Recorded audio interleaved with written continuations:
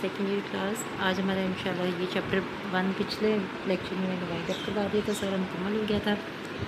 आज इसी एक्सरसाइज में आपको इसकी करवा देती हूँ, क्योंकि व्हाट्सएप ग्रुप पर बच्चियाँ रिस्पांस नहीं देती हैं और कोई पार्टिसिपेशन नहीं होती ना टेस्ट में और ना डिस्कशन में। इस वजह से मैंने सोचा इस चैप्टर की खुद ही मैं एक दफ़ा वाइंड अप करा के इसकी एक्सरसाइज करा देती हूँ, एहसानुल्लाह की बुक में से भी और इसमें से भी। MCQs जो हैं वो मैंने आपको पिक्चर्स खींच के स्लाइड्स बना के इसमें मैंने आपको डाल दी हैं दोनों किताबों के अंदर से, और आप जो है ना उसमें से MCQs अब आपको मैं साथ साथ बता देती हूँ कि जो आंसर्स होंगे उसके भी मैं साथ आंसर मार्क करवा दूँगी, क्योंकि बुक के अंदर बहुत सारी जो क्वेश्चंस हैं उनके MCQs के एहसानुल्लाह की बुक के अंदर से उनके आंसर रॉन्ग दिए हैं। आपने बुक को फॉलो करना है, बुक के अंदर जो है करेक्ट आंसर आपने वो लिखना है। MCQs के बहुत सारे आंसर एहसानुल्लाह की बुक में से अगर आप देख रहे हो तो MCQs तो ठीक बने हुए लेकिन उनके आंसर रॉन्ग लगे हुए हैं, तो आपने वो आंसर वहाँ से कॉपी नहीं करने। जो मैंने आपको वीडियो में बताए हैं वही आंसर होंगे, आपने तवज्जो और गौर से सुनने हैं। एक्सरसाइज पहले मैं टेक्स्ट बुक में से करवाती हूँ और बाद में उसमें करवाऊँगी। चैप्टर फर्स्ट हमारा एंड हो गया और उसकी आज जो है वो पूरे फुल चैप्टर की एक्सरसाइज मैंने आज करवा देनी है मुकम्मल। तो नेक्स्ट इंशाल्लाह हमारा जो अगले हफ्ते होगा नेक्स्ट, उसमें हम सेकंड चैप्टर जो है वो इंशाल्लाह हम स्टार्ट कर लेंगे। फर्स्ट क्वेश्चन इसके अंदर है खाली जगह पुर करें, तो हमारी बुक के अंदर है पहली खाली जगह है समय इस पैदाइश के वक्त डैश होती है। अब आपको ये बात तो पता है कि जो हम मैच द कॉलम या ब्लैंक्स होती हैं हम जस्ट फॉर प्रैक्टिस कर रहे होते हैं, असल में हमारे पेपर के पैटर्न में ये चीज़ें शामिल नहीं है, उसमें सिर्फ MCQs और शॉर्ट क्वेश्चन ही शामिल है। पेपर का पैटर्न सेम है जो पहले था, अभी तक उसमें कोई भी चेंजेस जो हैं वो सुनने में नहीं आई।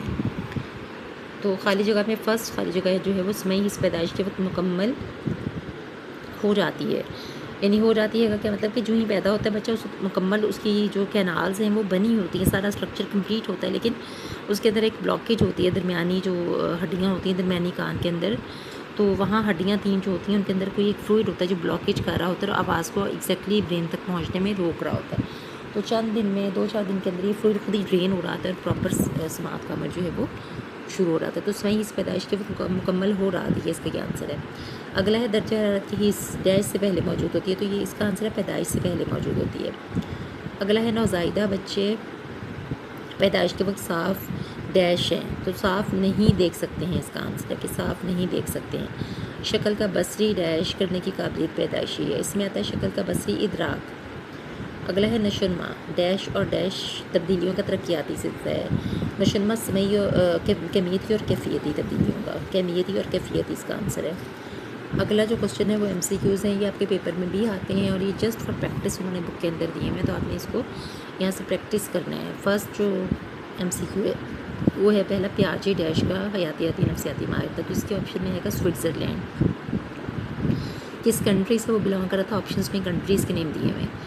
अगला क्वेश्चन है एरिक्सन ने माशरती असर को बयान करने के लिए अपने नज़रिए की बुनियाद डैश पर रखी, किस नज़रिए के ऊपर एरिक्सन ने अपने नज़रिए की बुनियाद रखी थी। ये 4 ऑप्शंस में से फ्रॉइड का आना का नज़रिया जो है इसका आंसर बे ऑप्शन है।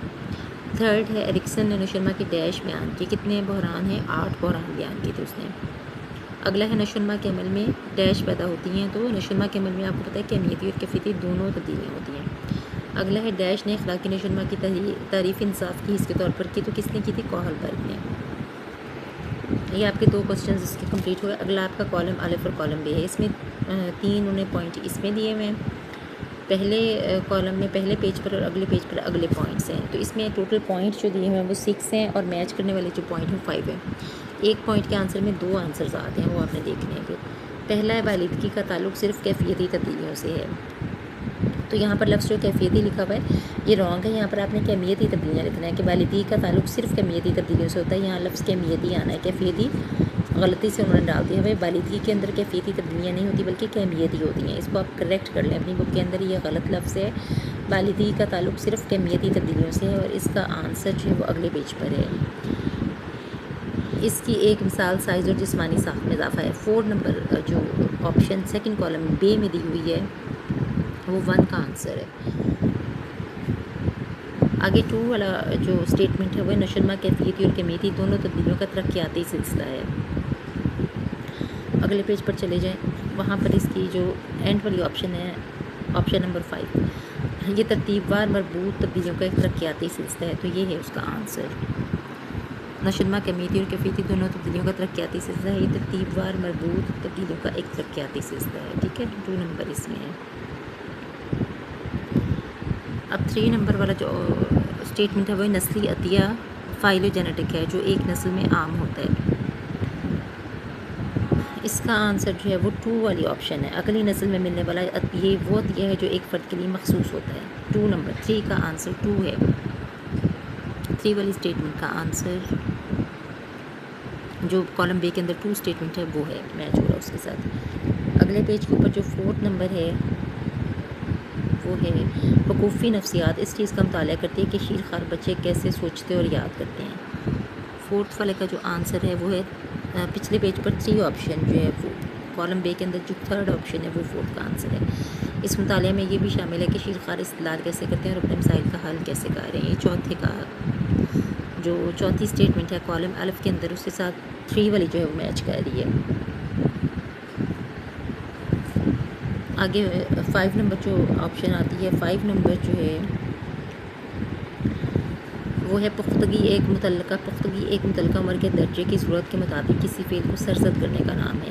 تو 5th ون جو ہے وہ بھی 3rd، جس میں آپ نے 2 والا کالم بے کے اندر جو 2 والی اسٹیٹمنٹ ہے وہاں پر آپ کا یہ آنسر ہے، وہاں پر جو 2 والی اسٹیٹمنٹ ہے یہ 2 کے ساتھ میچ کر رہی ہے، 3rd نمبر اسٹیٹمنٹ کے ساتھ اور 5 نمبر اسٹیٹمنٹ کے ساتھ، تو 2 والی جو اسٹیٹمنٹ ہے یہ 2 کے ساتھ میچ اپ ہوتی ہے۔ اگلا جو ہے 5th ون ہو گیا ہمارا، 6 ون ہے، دونوں اکٹھی واقع ہوتی ہیں، ان میں سے کوئی ایک اکیلی واقع نہیں ہوتی۔ تو جو 6 ون ہے اس کا آنسر ہے آپ کا سب سے 1 جو آپشن ہے وہ ہے اس کا آنسر، سب سے فرسٹ آپشن کالمس کے اندر۔ بالیدگی، یہ جو بالیدگی اور نشوونما ایک دوسرے سے مختلف ہیں اگرچہ انہیں جدا نہیں کیا جا سکتا، تو یہ 6 نمبر کا آنسر ہے۔ دونوں اکٹھی واقع ہوتی ہیں، ان میں سے کوئی اکیلی واقع نہیں ہوتی، تو اس کا آنسر 1 ہے۔ کالم بے کے اندر 1 جو ہے وہ آپشن اس کے ساتھ میچ کرتی ہے۔ میں نے مارک کر بھی دیا ہوا ہے، میں نے آپ کو آرلی بھی بتا دیا ہوا ہے، اور میں نے آپ کو اس میں اندر بک کے اندر مارک کر کے پکچر کھینچ کے بھی میں نے آپ کو بھیج دیا تھا کہ آپ اپنی بک کے اوپر مارک کر لیں اور اس کو اسی طرح کاپی کر لیں اور ساتھ یاد بھی کریں۔ تو خالی جگہ بھی ہو گئی، درست جواب کا آنسر ہو گیا، اور میں نے مختصر سوالات جو آپ کی ٹیکسٹ بک کے اندر تھے وہ میں نے آپ کو پچھلے ہی لیکچر کے اندر کچھ جو تھے ان کی میں نے پک بھی بھیجی تھی، اور ساتھ میں نے ان کے آنسر بھی آپ کو بار بار ایکسپلین کیے ہوئے ہیں ویڈیوز کے اندر۔ اب ہے نیکسٹ احسان الحق کی بک میں سے بھی میں آپ کو جو MCQs ہیں وہ میں کروا دیتی ہوں، لیکن اس میں پھر وہی انسٹرکشن میں دوبارہ دینا چاہوں گی کہ یہ MCQs جو ہیں یہ سارے درست آنسرز ان کے بک کے اندر نہیں دیے ہوئے، جو میں بتا رہی ہوں وہ ایگزیکٹلی صحیح آنسرز ہیں، کیونکہ میں نے وہ سرچ کر کے سارے جو ہیں وہ ڈھونڈ کے لکھے ہیں، تو آپ نے وہی آنسرز جو ہیں وہ یاد کرنے ہیں۔ فرسٹ جو کوشچن ہے کہ MCQs کا پہلا سوال ہے فرد کی جسمانی وقوفی اور سماجی بڑھوتری کہلاتی ہے۔ اس کا جو آنسر ہے وہ جیم آنسر ہے، نشوونما۔ فرد کی جسمانی وقوفی اور سماجی بڑھوتری کہلاتی ہے نشوونما۔ جو سیکنڈ کوشچن ہے وہ ہے بالیدگی سے مراد ہے۔ آگے اس میں آپشنز الف ب ج د جو دی ہیں وہ الف ہے حجم کی تبدیلیاں، ب وزن کی تبدیلیاں، جیم قد کی تبدیلیاں، اور دال میں یہ سب۔ تو بالیدگی سے مراد یہ سب تبدیلیاں ہیں، اس میں دال آپشن آتی ہے، آنسر جو ہے وہ دال آپشن ہے، یعنی بالیدگی میں حجم قد اور وزن ساری تبدیلیاں شامل ہیں۔ آگے ہے MCQs نمبر 3۔ MCQ 3 کے اندر پوچھا انہوں نے کہ پیاجے نے نظریہ پیش کیا، پیاجے نے اخلاقی نظریہ وقوفی جسمانی یا سماجی کون سا نظریہ پیش کیا؟ تو اس کے آنسر میں آئے گا جیم، وقوفی نشوونما کا نظریہ۔ 4th ون ہے پیدائش کے بعد جسمانی نشوونما کا عمل تیزی سے واقع ہوتا ہے۔ اس میں فرسٹ آپشن ہے زندگی کے پہلے 6 ماہ کے دوران، 13 سال سے 21 سال کے دوران، پھر ہے ان دونوں ادوار میں، یعنی الف اور ب آنسر، اور دال ان میں سے کوئی نہیں۔ تو اس کی جو چوتھا کوشچن ہے اس کا جیم آپشن صحیح ہے، دونوں ادوار میں، 4th جو کوشچن ہے اس کا۔ 5th ہے سماجی نشوونما میں سب سے اہم کردار ہوتا ہے، الف آپشن ہے اساتذہ کا، ب ہے رشتہ داروں کا، جیم دوستوں کا، اور دال ہے خاندان والوں کا۔ تو سماجی نشوونما میں سب سے اہم کردار دال آپشن کا آئے گا کہ خاندان والوں کا ہوتا ہے۔ آگے 6 والا کوشچن پیدائش کے وقت سب سے کم نشوونما کس فعلی حص کی ہوئی ہوتی ہے؟ سمعی حص کی، چھونے کی، بصری حص کی، یا چکھنے کی؟ تو اس میں جیم آپشن ہے بصری حص کی، کیونکہ پیدائش کے وقت صرف یہی واحد حص ہوتی ہے جس میں آنکھ کا اسٹرکچر پراپر بنا ہوا نہیں ہوتا۔ تیسرا پردہ آنکھ کا جو ہے جالدار پردہ یا شبکیہ جس پر شبیہ پڑتی ہے تو ہی امیج بنتا ہے، اور وہیں ساپٹک نرو برین تک میسج پہنچاتی ہے۔ تو وہ جب یہ مکمل نہیں ہوا ہوتا، شبکیہ کا پورشن ابھی انکمپلیٹ ہوتا ہے پیدائش کے بچے میں، تو ظاہر ہے کہ اس کا دیکھنے کا عمل متاثر ہو رہا ہوتا ہے اور چیزوں کو پراپر طریقے سے ویو نہیں کر پاتا، تو بصری حص اس کا آنسر ہے۔ کوسچن نمبر 6 جو ہے اس کا آنسر ہے جیم آنسر، بصری حص۔ 7واں ہے وقوفی نشوونما کا نظریہ پیش کیا، فرائڈ نے، ایڈلر نے، اسکنر نے یا پیاجے نے؟ تو آپ کو پتہ ہے کہ وقوفی نشوونما کا نظریہ جو ہے وہ پیاجے، یعنی دال آپشن آتی ہے اس میں۔ اگلا ہے کوسچن نمبر 8، پیاجے کے مطابق حصی حرکی درجے میں بچے شامل ہوتے ہیں، کون کون سے؟ یہ ایج رینج کے آپ نے بتانا۔ یہ پہلا درجہ تھا، آپ یاد کریں تو حصی حرکی درجہ فرسٹ درجہ تھا، اس میں 0 سے 2 ایئرس تک کے بچے موجود ہوتے ہیں، الف آپشن ہی اس کا آنسر ہے۔ اگلا سوال ہے سوال نمبر 9، فرد تجریدی انداز میں سوچنے لگتا ہے۔ تجریدی کیا ہوتا ہے؟ ایبسٹریکٹ تھنکنگ ہوتی ہے۔ تو اس کے اندر جو آپشنز 4 دی ہوئی ہیں، حصی حرکی درجہ، قبل عملی درجہ، ٹھوس عملی درجہ یا رسمی عملی درجہ۔ تو تجریدی یا ایبسٹریکٹ جو سوچنے کا انداز ہوتا ہے، تھنکنگ ہوتی ہے، وہ اینڈ والے درجے پہ آتی ہے، اور وہ آخری درجہ رسمی عملی درجہ ہے، وہ دال آپشن آنسر آتا ہے اس کا۔ 9 والے کوسچن کا آنسر دال ہے۔ 10 والا کوسچن ہے پیاجے کا وقوفی نشوونما کا نظریہ مشتمل ہے 3 درجوں پر، 4 پر، 5 پر یا 6 درجوں پر؟ تو پیاجے کا وقوفی نشوونما کا نظریہ آپ نے پیچھے پڑھا ہوا ہے 4 درجوں پر مشتمل ہے، تو اس کا آنسر ہے بے۔ آگے ہے وقوفی نشوونما کے دوران فرد اپنے حواس کے ذریعے دنیا کے بارے میں معلومات حاصل کرتا ہے۔ وقوفی نشوونما کے دوران فرد اپنے حواس کے ذریعے، یعنی حواس کے ذریعے کس مرحلے پر معلومات کو حاصل کر رہا ہوتا ہے؟ حصی حرکی، قبل عملی، ٹھوس عملی یا رسمی عملی پر؟ تو اس میں الف آپشن آ رہی ہے آنسر میں، حصی حرکی درجے پر۔ اگلا ہے 12 کوسچن، ایرکسن نے اپنے نشوونما کے نظریے میں زیادہ اہمیت دی۔ تو ایرکسن جو ہے اس نے اپنے نظریے کے اندر کس چیز کو زیادہ اہمیت دی، کون سے فیکٹرز کو زیادہ اس نے امپورٹنس دی؟ تو اس میں جو آپشنز انہوں نے دی ہوئی ہیں ان کے اندر ہیں حیاتیاتی اثرات، سماجی و ثقافتی اثرات، وقوفی اثرات یا یہ سب۔ تو ایرکسن کا نظریہ آپ نے پڑھا ہے تو اس میں سماجی و ثقافتی اثرات پر اس کا ایمفیسس زیادہ تھا، اس کی بے آپشن آ رہی ہے۔ اگلا کوسچن ہے نفسی سماجی نشوونما کا نظریہ پیش کیا، یونگ نے کیا تھا، فرائڈ نے، ایرکسن نے یا تھارنڈائک نے؟ تو اس کا جیم آپشن ہے، ایرکسن نے۔ اگلا ہے نفسی سماجی نشوونما کا نظریہ مشتمل ہے 6 مراحل پر، 7 پر، 8 پر یا 9 پر؟ تو 8 اس کا آنسر جیم آنسر ہے 14ویں کا۔ 15واں جو سوال ہے وہ ایرکسن کے نزدیک ایک شیرخوار بچہ اس دنیا پر اعتماد یا بے اعتمادی کرنا کب سیکھتا ہے؟ اب آپ اس کے مراحل پر آ جائیں، مراحل کی کو ترتیب سے آپ نے یاد کرنا ہے، ایج رینج یاد رکھنی ہے ضرور یہ، کیونکہ شارٹ کوسچن میں MCQs میں اس طرح کے سوال بہت زیادہ آتے ہیں۔ تو ایرکسن کے نزدیک شیرخوار بچہ جو ہے وہ دنیا پر اعتماد یا بے اعتمادی کب سیکھتا ہے؟ وہ پہلے مرحلے پر ہی ہوتا ہے، پہلا مرحلہ ہی اس کا یہ اعتماد بمقابلہ عدم اعتمادی، الف آپشن۔ اگلا ہے ایرکسن کے نزدیک خود مختاری بمقابلہ شرم و شک کا بحران پیدا ہوتا ہے کس مرحلے پر؟ الف پر، دوسرے مرحلے پر، تیسرے پر، چھٹے پر یا 7ویں مرحلے پر؟ تو اس کا جو آنسر ہے وہ الف ہے، دوسرے مرحلے پر۔ خود مختاری بمقابلہ شرم و شک جو ہے یہ دوسرا مرحلہ ہے ایرکسن کا، جس کے اندر اس کا پھر آپشن جو ہے وہ الف ہے، 16ویں کا الف ہے آنسر۔ 17واں جو ہے وہ ہے ایرکسن کے نظریے میں 5ویں مرحلے پر کیا چیز پیدا ہوتی ہے؟ پیداواریت والا بمقابلہ جمود یا محنت بمقابلہ احساس کمتری، پیش قدمی بمقابلہ احساس جرم یا شناخت بمقابلہ کرداری الجھاؤ؟ تو اس میں جو ہے وہ دال آپشن آ رہی ہے، 17 کوسچن کا آنسر دال آپشن ہے۔ آگے 18 ہے ایرکسن کے مطابق اگر بالغ افراد دوسروں سے گہرے تعلقات بنانے اور انہیں قائم رکھنے میں ناکام ہو جائیں تو وہ کس چیز کا شکار ہوتے ہیں؟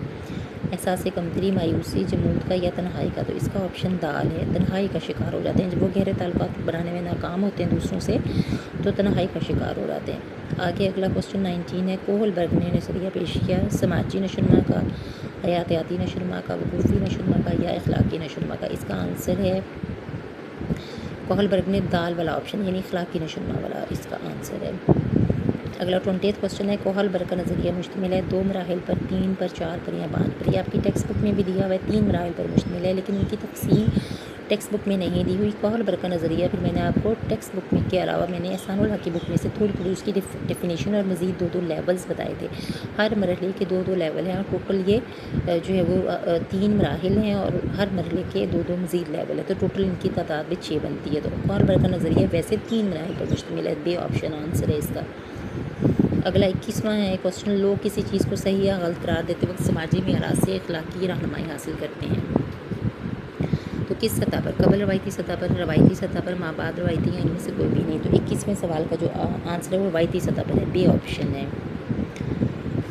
22वां क्वेश्चन है, माँ बाद रवायती सतह पर इखलाकी नशोनुमा की बुनियाद क्या होती है? समाजी मेयारात, ज़ाती इखलाकी ज़ाबते, जज़ा व सज़ा, या इनमें से कोई भी नहीं। 22वां जो क्वेश्चन है उसकी माँ बाद रवायती सतह जो है वो ज़ाती इखलाकी ज़ाब्तों पर मुश्तमिल होती है, तो जीम आंसर है इसका। 23वां क्वेश्चन है, औरतों में जिस्मानी बढ़ोतरी या बालिदगी का अमल कब मुकम्मल हो रहा है? 15 साल तक, 18 साल तक, 22 तक, या 25 साल तक? तो बे ऑप्शन 18 साल तक। 23वां क्वेश्चन का बे आंसर है। 24 है, नशोनुमा की नफ्सियात में हम मुतालिया करते हैं बचपन के दौर का, जवानी के दौर का, दौर बलगत का, या ये सब।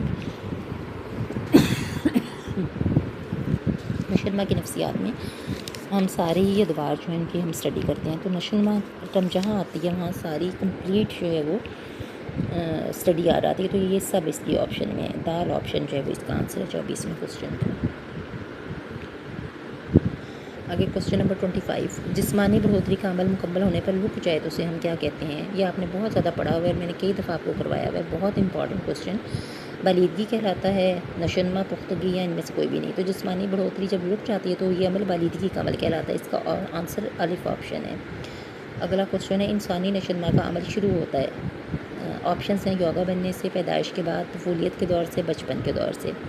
तो इंसानी नशोनुमा का अमल शुरू होता है योगा बनने से। जो ही योगा बनता है, ज़ाइगोट बनता है, तो वहीं से कबलस पैदाइश योगा बनते के साथ ही जब मेल और फीमेल सेल मिलते हैं तो योगा फ़ौरन बन जाता है, और वहीं से ही सेल डिवाइड होकर फिर जो एम्ब्रियो है वो बनता है, वहाँ से फिर बच्चा बनता है, वो फिर पैदाइश का अमल जो है वो होता है, और उसके बाद जो है वो नौज़ायदा बच्चा अगली स्टेजेस जो है वो कंप्लीट करता है। तो योगा बन इसका आंसर अलिफ आंसर है। 27वां क्वेश्चन है, फ़र्द के आखिरी सांस तक जारी रहने वाला अमल क्या कहलाता है? बालिदगी, पुख्तगी, नशोनुमा, इनमें से कोई भी नहीं। ये बहुत आसान क्वेश्चन है, इसका जीन आंसर है 27वें का, नशोनुमा का अमल, नशोनुमा। 28वां है, वज़न का और जिसामत में तब्दीलियाँ वाक़ होती हैं जिस्मानी नशोनुमा के दौरान, वक़ूफ़ी के दौरान, समाजी के दौरान, या नफ्सियाती नशोनुमा के दौरान। तो 28वें क्वेश्चन का आंसर अलिफ है, जिस्मानी नशोनुमा के दौरान। वज़न का और ये सारी जो जिस्मानी तब्दीलियाँ वो जिस्मानी नशोनुमा के दौरान ही वाक़ हो रही होती हैं। क्वेश्चन को समझना है और फिर आपने ऑप्शंस पर जाना है, तो खुद ही आपको आंसर जो है वो क्लिक कर जाता है। अगर आपने समझ कर उसको पढ़ा होता है, रटना नहीं है, बल्कि इनके कॉन्सेप्ट क्लियर करने हैं, इनको आपने समझना है, इन कॉन्सेप्ट्स को। अगला क्वेश्चन है, 29वां, नशोनुमा के अमल के दौरान पैदा होने वाली तब्दीलियाँ कहलाती हैं कैफियती, मिकदारी, दोनों, या इनमें से कोई भी नहीं। तो नशोनुमा के अमल में हर तरह की तब्दीली शामिल है, कमियती और कैफियती, यानी क्वालिटेटिव और क्वान्टिटेटिव दोनों तब्दीलियाँ उसमें आती हैं। इसका जीम ऑप्शन है आंसर 29वें क्वेश्चन का। 30वां है, जहन की नशोनुमा को कहते हैं जिस्मानी नशोनुमा, पुख्तगी, समाजी नशोनुमा, या वक़ूफ़ी नशोनुमा। तो जहन की टर्म जहाँ भी आती है उसके लिए नशोनुमा जो भी हो रही होती है वो वक़ूफ़ी नशोनुमा होती है। ये भी याद रखनी है आपने हर वक्त के, जो जहन की नशोनुमा है, हायर लेवल की जहन की नशोनुमा को हम वक़ूफ़ी नशोनुमा कहते हैं। तो उसकी जो आंसर है वो दाल है। 31वां क्वेश्चन है, फ्रॉइड के तस्वुर अना, कॉन्सेप्ट ऑफ ईगो, फ्रॉइड का जो था उस पर कौन सा नज़रिया जो है वो इस्तवार किया गया? जिस्मानी नशोनुमा का नज़रिया, इखलाकी नशोनुमा का, वक़ूफ़ी नशोनुमा का, या नफ्सी समाजी नशोनुमा का? तो दाल ऑप्शन इसका आंसर है। एरिक्सन ने अपना नफ्सी समाजी नशोनुमा का नज़रिया फ्रॉइड के तस्वुर अना पर इस्तवार किया था, और उसकी बेटी एना फ्रॉइड जो काम कर रही थी उस काम की बुनियाद पर उसने अपना नज़रिया जो है वो पेश किया था। 32वां क्वेश्चन है, पैदाइश के वक्त बच्चे का नॉर्मल कद कितना होता है? 40 से 45 सेंटीमीटर, 40 से 47, 43 से 53, या 43 से 45 सेंटीमीटर। तो पैदाइश के वक्त बच्चे का जो नॉर्मल कद होता है, आपकी बुक में भी एग्जैक्ट फिगर टेक्स्ट बुक में दी हुई है, 43 से 53 है, जीम ऑप्शन है इसका आंसर।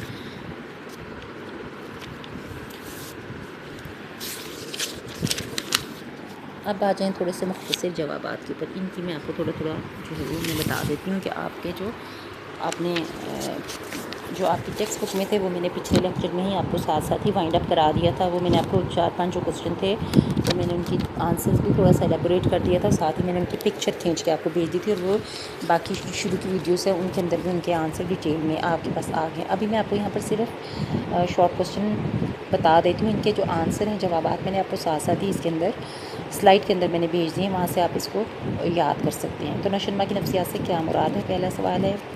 अगला है, फ़र्द की ज़िंदगी में रूनुमा होने वाली तब्दीलियाँ कितनी किस्म की होती हैं? ठीक है, ये बार बार वही सवाल है जो पीछे मैंने आपको जिनके कॉन्सेप्ट मैंने आपको क्लियर करा दिए हैं। अगला शॉर्ट क्वेश्चन है, पुख्तगी से क्या मुराद है। फिर आगे, इंसानी ज़िंदगी में किन 2 मराहिल पर नशोनुमा का अमल तेज़ होता है? 2 स्टेजेस होते हैं, आपको पता है 2 मराहिल होते हैं, एक तो पैदाइश के बाद से 6 माह तक का टाइम पीरियड, और दूसरा टीन एज का 13वें से लेकर 21वें साल तक ये तब्दीलियाँ तेज़ी से हो रही होती تو 2 مراحل پر تیزی سے ہوتی ہیں یہ تبدیلیاں۔ جسمانی نشو و نما کا عمل کتنے ادوار سے گزرتا ہے، ان ادوار کے نام آپ نے ترتیب سے بتانے ہیں، ٹھیک ہے۔ اور جو ٹیکسٹ بک ہے اس کے اندر ہی میں نے آپ کو لیکچر میں ایڈ کر کے بتایا تھے کہ بچپن کے اندر 2 طرح کے بچپن ہیں، ابتدائی بچپن ہوتا ہے اور تاخیری بچپن۔ تو اس طرح آپ نے ایڈ کر کے جو آپ کی ٹیکسٹ بک کے اندر مراحل ہیں پراپر، وہی آپ نے تفصیل یہاں لینی۔ اگلا ہے وقوفی نشو و نما سے کیا مراد ہے، تو یہ آپ نے وقوفی نشو و نما کی ڈیفینیشن اس میں دینی ہے۔ اگلا ہے سماجی نشو و نما کو مختصراً بیان کریں، تو یہ بھی آپ نے ڈیفینیشن ہی اس کی دینی ہے پراپر۔ اس کے اندر جو مین کانسیپٹ ہے وہ آپ کے پاس آنسر بھی میں نے آپ کو ساتھ ہی سلائڈ میں بھیج دیے تاکہ آپ کو یاد کرنے میں اور مارک کرنے میں آسانی ہو۔ حصی نشو و نما کو مختصراً بیان کریں، تو یہ بھی اس کا آنسر آپ کو حصی نشو و نما کا مرحلہ جو ہے وہ جان پیاجے کا اس میں سے مل جاتا ہے، اور اسی طرح کی نمو کے اندر بھی اس کی جو ڈیٹیل ہے وہ موجود ہے، بلکہ اسی کے اندر زیادہ ریلیونٹ آنسر ہے حصی جو نشو و نما کا مرحلہ ہے وہ۔ پھر ادراکی نشو و نما، حصی نشو و نما سے کیا مراد ہے، پھر ادراکی نشو و نما سے یہ صرف شارٹ کوسچن کے لیے آپ نے اس کو پریپیئر کرنا ہے، یہ مختصر جوابات کے اندر آ رہے ہیں یہ والے سوالات۔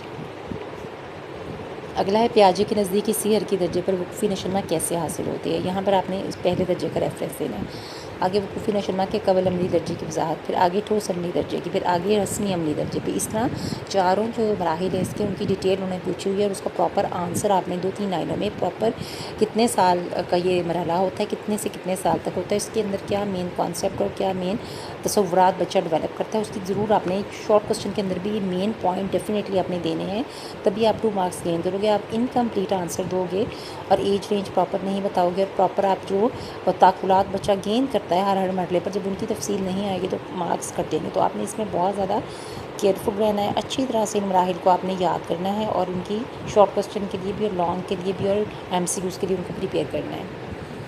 اگلا ہے کوسچن اس کے اندر ایرکسن کے نفسی سماجی نشو و نما کے نظریے کو مختصراً بیان کریں، یعنی کیا ہے یہ، اس کا نظریہ کس چیز پر بیس کرتا ہے، کتنے مراحل ہیں، کیا فورسز ہیں اس کے اندر، کس حوالے سے اس نے اس کو ایکسپلین کیا ہے، یہ آپ نے بتانا ہے شارٹ آنسر میں۔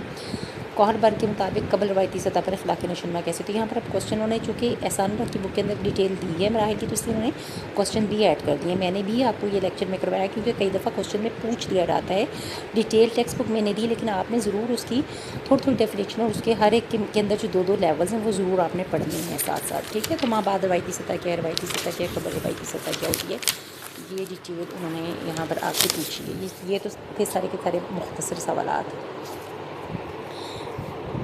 اب اگلا جو ہم نے دیکھنا ہے وہ ہم نے دیکھنا ہے انشائیہ کوسچن، یعنی فرسٹ چیپٹر جو ہے اس کے اندر سے ڈیٹیل کوسچن جو آتے ہیں وہ کس قسم کے آ سکتے ہیں، کس طرح کے پیپر میں ہو سکتے ہیں۔ جو 8 نمبر کا سوال آپ کو آتا ہے وہ پیپر کا پیٹرن سملر ہی ہے جیسے فرسٹ ایئر کا پیٹرن ہونا تھا، جو کہ ابھی تک نہیں ہوا۔ یہ بھی بہت بچوں کے مجھے میسج آتے ہیں جن کے پاس جو کوآرڈینیٹڈ نہیں ہے باقی بچوں سے، وہ بچے جن کے پاس ڈیوائسز نہیں ہیں، موبائلز نہیں ہیں ٹچ والے، اگر آپ کے آس پاس کوئی ایسا بچہ ہے بیٹے آپ ان کو بھی کنوے کر دیں کہ بچیاں فرسٹ ایئر، یہ بچے سمجھ رہے ہیں کہ ہم پروموٹ ہو گئے ہیں سیکنڈ ایئر کے، تو یہ بچے نے پوچھا پتا کہ سیکنڈ ایئر کے ہمارے ایڈمیشن کب جانے ہیں، ابھی تو بیٹے فرسٹ ایئر کا بھی ان کلیئر ہے، آپ کا کوئی بھی پالیسی سامنے نہیں آئی، کہہ تو دیا تھا انہوں نے کہ پروموٹ کر دیا، لیکن اس چیز کو آبجیکشن لگ کر سمری آ گئی تھی، اور جو کورٹ ہے اس نے کہا آج تک ایسا نہیں ہوا کہ بچوں کو ایگزام کے بغیر ہم پروموٹ کر دیں، تو اس پر ابھی تک جو ہے وہ واضح کوئی بھی انٹیمیشن جو ہے وہ نہیں ہوئی، اس لیے فرسٹ ایئر ہو سکتا ہے فرسٹ ایئر سیکنڈ ایئر کا اکٹھا ہی لے لیا جائے، اس لیے آپ پریپیئر رہیں بیٹا، فرسٹ ایئر کے جو ٹاپکس ہیں ان کے ساتھ ان ٹچ رہیں، تھوڑا تھوڑا ٹائم ڈیلی بیسس پر کسی نہ کسی سبجیکٹ کو دیتے رہیں تاکہ وہ چیزیں بھولیں نہیں آپ کو۔